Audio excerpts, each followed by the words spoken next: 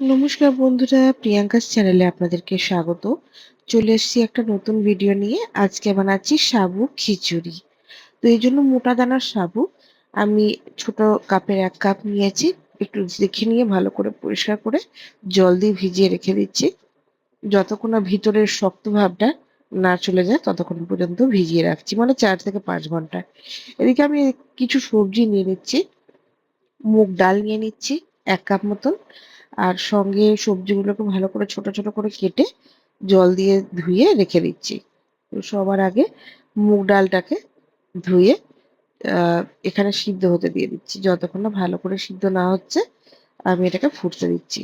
সিদ্ধ হয়ে গেলে গাজর, আলু, কুমড়ো, বেগুন, পুঁইশাকের ডাঁটা আলাদা, ছোট্ট একটা আলু, পটল আর তার সঙ্গে আ হ্যাঁ, এই কটাকে নিয়ে আমি ভালো করে সিদ্ধ হতে দিয়ে দিচ্ছি। যখন ডালটা মোটামুটি সিদ্ধ হয়ে যাচ্ছে, হাফ সিদ্ধ, তখন আমি এই সবজিগুলোকে মিশিয়ে দিচ্ছি। সবজিগুলোও যখন সেদ্ধ হয়ে যাচ্ছে, তখন আমি ওই পাতাগুলোকে ছোট, ছোট করে কুচিয়ে রেখে দিয়েছিলাম, সেটা মিশিয়ে দিচ্ছি। মিশিয়ে দিয়ে আবার ভালো করে ওই ৫ থেকে ১০ মিনিট মতন ফোটাচ্ছি, যতক্ষণ না পাতাগুলো নরম হয়ে যাচ্ছে। আর এর মধ্যখানে আমি লবণটা মিশিয়ে দিচ্ছি। লবণ মিশিয়ে ভালো করে মাখিয়ে দিচ্ছি, আবার ফুটতে দিয়ে দিচ্ছি। এই রান্নাটার মধ্যে কোনো রকম খুব বেশি মসলা তো পড়বে না। তো যাই হোক, লবণ দিয়ে ফোটানোর পর সাবুটা যেটা ভিজিয়ে রেখেছিলাম সেটাকে আমি মিশিয়ে দিচ্ছি। একটু জলের দরকার ছিল, তাই জন্য আমি জলটা চেঞ্জ করেই রেখেছিলাম আগে থাকতে। এবার জল আর সাবু একসঙ্গে মিশিয়ে দিচ্ছি। আর সঙ্গে ১ চিমটি মতন হলুদ।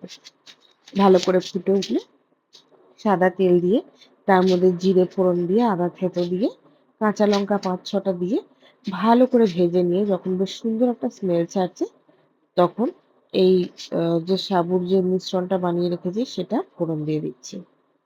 এরপর এটা যখন ফুটে উঠবে তখন ৫ মিনিট ফোটালেই রেডি হয়ে গেল গরম, গরম সাবুর খিচুড়ি। খেয়ে জানাতে ভুলবেন না কিন্তু আপনারা।